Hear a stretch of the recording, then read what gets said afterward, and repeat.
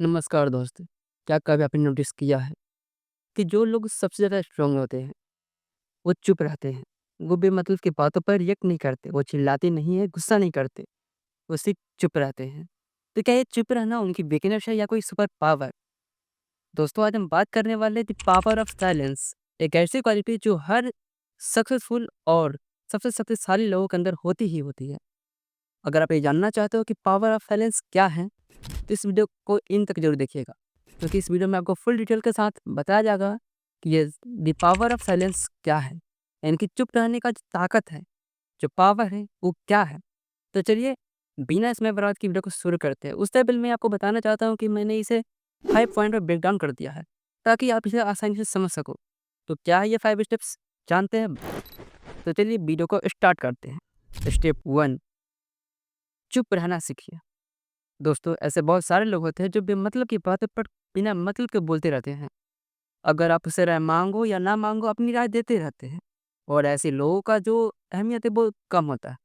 यानी कि अगर आप सोचो कि कोई आदमी है या कोई बंदा है जो आपको बेमतलब की बातें पर एडवाइस दे रहा है, कोई ये बातें कह रहा है, तो ये बहुत अजीब फीलिंग लगता है। इसी प्रकार आपको ये गलती कभी नहीं करना है। आपको बेमतलब की बातें पर नहीं बोलना है। जब तक आपसे पूछा ना जाए, कोई एडवाइस मांगा ना जाए, नहीं देना है।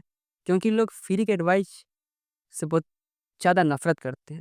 अगर लोग माँगे तो दे दो, बट बिन माँगे मत दो। स्टेप 2, सुनना सीखिए। दोस्तों, जब तक आप सुनेंगे नहीं, जब तक आप आंसर नहीं दे सकते। यानी कि सुनना जो वो कला है, जिसके बिना आप कोई काम कर नहीं सकते। मान लीजिए आपकी क्लास में क्लास टीचर कोई क्वेश्चन पूछते हैं और आप बिना सुने हाथ खड़ा कर देते हैं। तो क्या होगा? आपको आंसर आते हुए भी आपने जब क्वेश्चन से नहीं सुना, तो आंसर क्या देंगे? मेनली यही होता है। अगर आप गौर से सुनेंगे नहीं, तो फिर सीखेंगे नहीं। गौर से सुनने का मतलब है आप सुनेंगे और सीखेंगे, फिर आंसर देंगे। बिन सुने आंसर नहीं देना है। सुनना एक ऐसी क्वालिटी है जो हर लीडर के अंदर होती है, और ये सुनने की क्वालिटी ही आपको सक्सेस की ओर ले जाती है और आपके अंदर वो पावर, इनर पावर को जगाती है, जिसके लिए आप मेहनत करते हो। Step number 3, the power of silence. दोस्तों, अगर आप साइलेंस रहना सीख जाते हो, समझ जाते हो कि कब चुप रहना है, तो आप खुद से फीलिंग करोगे कि हाँ, कोई तो जादू ज़रूर हुआ है, कोई मैजिक ज़रूर हुआ है, जिससे लोग आपको और ज़्यादा रिस्पेक्ट करना सीख रहे हैं। आप बेमतलब की बातें नहीं बोल रहे हैं, सिर्फ़ उतना नहीं बोल रहे जितना ज़रूरत हो।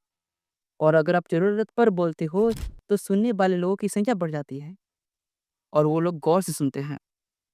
आप जो भी बोलिए, अगर आप एक वर्ड बोलिए या एक सेंटेंस बोलिए, लोग गौर से सुनेंगे, आपको रिस्पेक्ट की नज़र से देखेंगे, क्योंकि आप बेमतलब की बातें तो नहीं करते।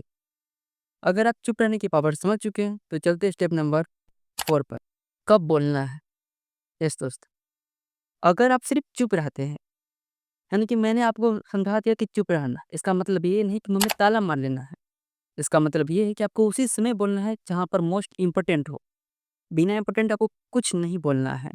जैसे कि किसी ने एडवाइस माँगा कि भाई सुन ना, ये प्रॉब्लम है, मुझे बता मैं क्या करूँ? तो आप वहाँ पर एडवाइस दे सकते हो। आप उसे समझा सकते हो कि देख भाई, तू ये काम कर, तुम्हारा ये ठीक हो जाएगी परेशानी, जो भी है। बट अगर आपको किसी ने कहा ही नहीं, कुछ बोला ही नहीं, आप मुँह उठाकर चल दिए और बोले भाई तू प्रॉब्लम में है, ये कर भाई, मैं भी ऐसा था, ये कर, फिर सब खत्म। यानी कि वो भी अगर प्रॉब्लम में होगा भी तो आपको कुछ बताएगा नहीं। ऊपर से चिढ़ जाएगा आपको और आपसे गुस्सा कर लेगा और फिर मुँह उदास करके बैठ जाएगा और आपसे बातें भी नहीं करे। यानी कि यहाँ पर आपका रिलेशन भी खराब हो सकता है। तो मेनली आपको याद रखना है कि उसी समय बोलना है जब आपको कोई बोलने को कहे, आपसे कोई को पूछे, बिन पूछे आंसर नहीं देना है, बिन पूछे कुछ भी नहीं कहना है। वही बोलना है जहाँ आपको इम्पोर्टेंट लगे।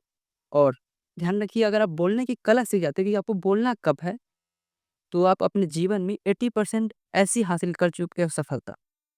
अगर आप बोलने की कला को सीख चुके हो, तो चलते हैं स्टेप नंबर 5 में, क्योंकि इसके बिना तो ये सारा जो पॉइंट है, स्टेप्स है, काम नहीं करेगा। और ये है स्टेप 5, पैशंस, यानी कि धैर्य। यस दोस्त, अगर वो आपके अंदर पैशंस नहीं है, धैर्य नहीं है कि आप चुप रह सको, तो फिर क्या फ़ायदा इस वीडियो का? क्या फ़ायदा आपको समझाने का कि आप चुप रहने का फ़ायदा ना समझ। आपके अंदर वो पैशंस होना चाहिए, वो धैर्य होना चाहिए कि आप किसी के बात को गौर से सुन सको। किसी को कुछ कहने से पहले आप समझ सको, उसकी फीलिंग्स को जान सको कि हाँ, मुझे यहाँ पर चुप रहना है, मुझे यहाँ पर सुनना है। धैर्य बनाए रखना है कि हाँ, तुम पहले बोल लो, फिर मैं बोलूँगा। ये नहीं कि वो ब आधा बात बोला और आप बीच में से उसको टोक दिए कि सुन भाई तुम ये बोल रहा है, ये चीज़ कर, ये चीज़ कर, ऐसा कुछ नहीं। पहले आपके अंदर वो पैशन्स रहना चाहिए, शांति बनाए रखिए और सुनिए उस बात कि वो कह क्या रहा है।